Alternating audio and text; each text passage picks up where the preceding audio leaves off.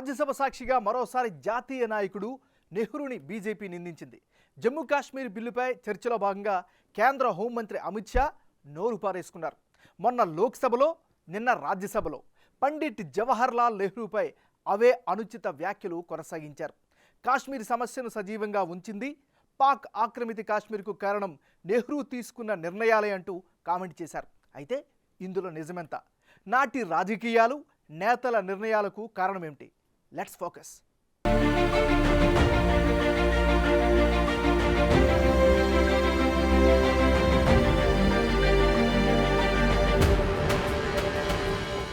కశ్మీర్ విషయంలో నెహ్రూ ఏదైనా తప్పు చేశారా?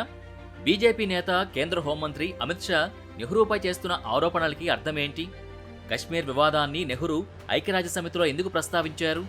అప్పటి కశ్మీర్ రాచరిక రాజ్యం భారతదేశంలో పూర్తిగా కలిపేయడానికి అడ్డుగా ఉన్న ఆర్టికల్ 370కి నెహ్రూ ఎందుకు అంగీకరించారు? జమ్మూ కాశ్మీర్లో మూడింట ఒక వంతు ప్రాంతాన్ని పూర్తిగా సాధించే అవకాశం ఉన్నప్పుడు నెహ్రూ కశ్మీర్లో కొంత భాగాన్ని ఎందుకు కోల్పోవాల్సి వచ్చింది? ఇప్పుడు ఇవే ప్రశ్నలకు సమాధానం దొరకాల్సి ఉంది.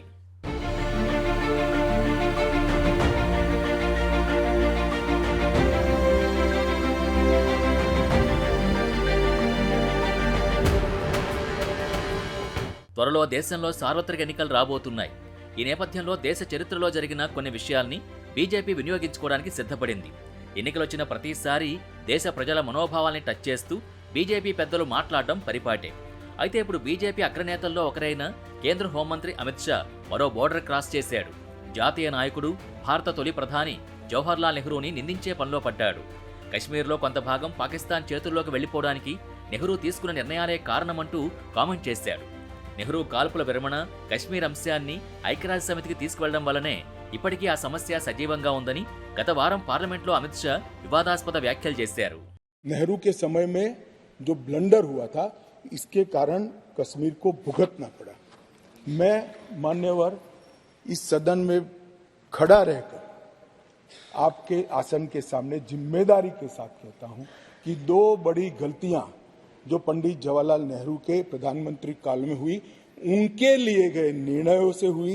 इसके कारण सालों तक कश्मीर ने सहन करना पड़ा। एक सबसे बड़ी गलती, जब हमारी सेना जीत रही थी, पंजाब का एरिया आते ही सीज फायर कर दिया गया और पाक ऑक्यूपाई कश्मीर का जन्म हुआ। अगर सीज फायर 3 दिन लेट होता तो पाक ऑक्यूपाई कश्मीर आज भारत का हिस्सा। एक, पूरा कश्मीर जीते बगैर सीज फायर कर लिया, और दूसरा, यूएन के अंदर हमारे मसले को ले जाने की बहुत बड़ी गलती की। అయితే అమిత్ షా చేసిన ఈ వ్యాఖ్యల్ని కాంగ్రెస్ నేతలు తీవ్రంగా ఖండిస్తున్నారు. అమిత్ షా పూర్తి వాస్తవాల్ని దాచి వారికి అనువైనట్టు మలుచుకుంటున్నారని ఆగ్రహం వ్యక్తం చేశారు. పాకిస్తాన్లోని ముజఫరాబాద్కు నాటి భారత బలగాలు కవాతు చేసి ఉండేవని అమిత్ షా అన్న మాటలకు వివరణ ఇస్తూ అప్పుడు పూంచ్ రాజౌరీల్ని రక్షించడానికి సైన్యాన్ని అక్కడికి మళ్లించవలసి వచ్చిందని, అందుకే ఈ ప్రాంతాలు ఇప్పుడు భారతదేశంలో ఉన్నాయని, లేకపోతే ఇవి కూడా పాకిస్తాన్కి వెళ్లి ఉండేవని స్పష్టం చేశారు. కశ్మీర్ సమస్యను ఐక్యరాజ్య సమితికి తీసుకువెళ్లడం తప్ప ఆ పరిస్థితుల్లో వేరే మార్గం లేదని లార్డ్ మౌంట్ బాటన్, ఇతరులు తదనుగుణంగా సలహా ఇచ్చారని, సర్దార్ వల్లభాయ్ పటేల్ కూడా ఐక్యరాజ్య సమితికి వెళ్లవలసిన అవసరం ఉందని అంగీకరించినట్టు కాంగ్రెస్ నేతలు వివరణ ఇచ్చారు. ఇవేవీ చెప్పకుండా ఇప్పుడు బీజేపీ నేతలు దేశ ప్రజల్ని తప్పుదో పట్టిస్తున్నారని అన్నారు. అమిత్ షా వ్యాఖ్యలపై పలువురు కాంగ్రెస్ ఎంపీలు తీవ్రంగా మండిపడ్డారు. జాతి కోసం పోరాటం చేసిన వారిని అవమానపరచడం దేశాన్ని అవమానించడమేనని ఆగ్రహం వ్యక్తం చేశారు. అప్పట్లో ఉన్న పరిస్థితుల్ని పక్కన పెడితే 10 ఏళ్లుగా ప్రభుత్వంలో ఉన్న మీరు పీఓకేని వెనక్కెందుకు తీసుకురాలేదని అమిత్ షాను ప్రశ్నించారు. भारत की पार्लियामेंट में उन पे आरोप लगाए जाए, उनकी भूलें गिनी जाए। ये वही जवाहरलाल नेहरू हैं जब भारत छोड़ो आंदोलन चल रहा था 1929 में,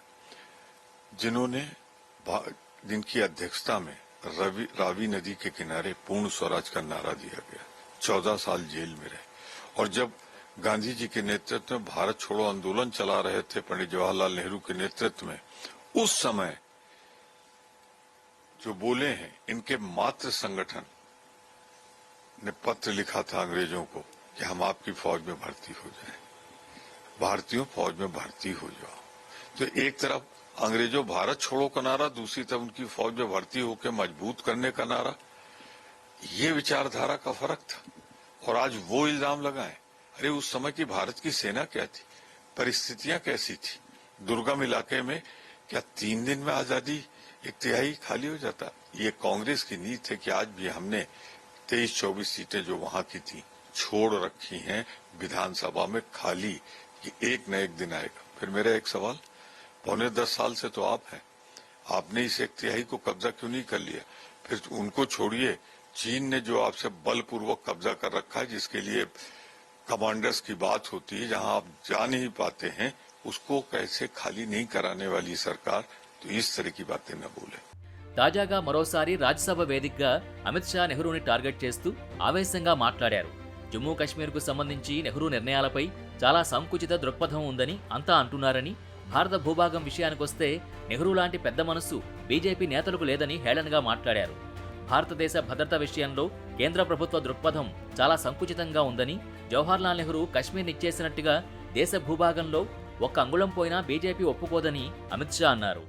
बहुत बड़ी चर्चा चली कि जवाहरलाल नेहरू जी का कश्मीर के लिए कंडक्ट और इस पर हमारा नजरिया थोड़ा तंग है। जहां तक तंग नजरिए का सवाल है साहब, देश की एक भी इंच जमीन का सवाल है, हमारा नजरिया तंग रहेगा, हम दिल बड़ा नहीं कर सकते साहब। किसी को अधिकार नहीं है अपने बड़े हृदय को दिखाने के लिए देश का एक भूभाग देश से चला जाए और मूक दर्शक बनकर खड़े रह जाए, किसी को अधिकार नहीं। मैं आज फिर से कहता हूं, ये आरोप से मैं सहमत हूं, हमारा नजरिया तंग है। देश की 1 इंच जमीन भी जाती है तो इसके लिए भारतीय जनता पार्टी का हर कार्यकर्ता मतलब सर्वोच्चता से संघर्ष करेगा, लड़ाई करेगा और लड़ेगा। हमें कोई इसमें शर्म की बात नहीं। అయితే అమిత్ షా భారత తొలి ప్రధాని జవహర్లాల్ నెహ్రూని అత్యంత దారుణంగా విమర్శించడం ఇప్పుడు జరిగినట్టు ఇదివరకు ఎప్పుడూ జరగలేదు. అలాగని గత 10 ఏళ్ల నుంచి అధికారంలో ఉన్న బీజేపీ పాక్ ఆక్రమిత కశ్మీర్ని తిరిగి ఆక్రమించలేదు. దానికి సంబంధించిన ప్రయత్నం కూడా ఏదీ చేయలేదు. కానీ ఇటీవల కశ్మీర్ సమస్యపై నెహ్రూ తీవ్రమైన తప్పులు చేశారనే ప్రచారాన్ని మాత్రం బీజేపీ లక్ష్యంగా పెట్టుకుంది. దేశంలోని న్యాయమంత్రి కిరణ్ రిజిజు ఈ అంశంపై ఒక ఆంగ్ల దినపత్రికలో కథనం రాశారు. అప్పట్నుంచి నెహ్రూని కశ్మీర్కు విలన్గా చేస్తూ అనేక అభిప్రాయాలు, కథనాలు డిజిటల్, ప్రింట్ మీడియాలో వస్తున్నాయి. ఆర్ఎస్ఎస్ బ్యాకప్తో బీజేపీ చేసే ఇలాంటి వ్యాఖ్యలు కొత్తేమీ కాదు. అయితే ఇప్పుడు అవి హద్దులు దాటి పెరిగిపోతున్నాయి. అందులో ఎక్కువ భాగం ముస్లింలను ఖండించటం, వారి చరిత్ర, వారి సంస్కృతి, సమకాలీన భారతదేశంలో వారి పాత్రలపై విమర్శలు చేస్తున్నారు.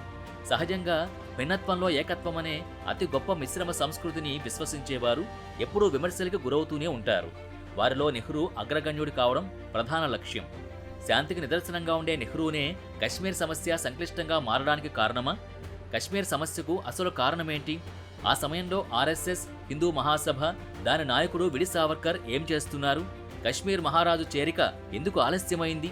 బ్రిటిష్ తటస్థ పరిశీలకుల లేక అసలు దోషుల? వీటన్నింటికీ సమాధానం దొరికినప్పుడు కశ్మీర్లో నెహ్రూ పాత్ర తేటతెల్లమవుతుంది.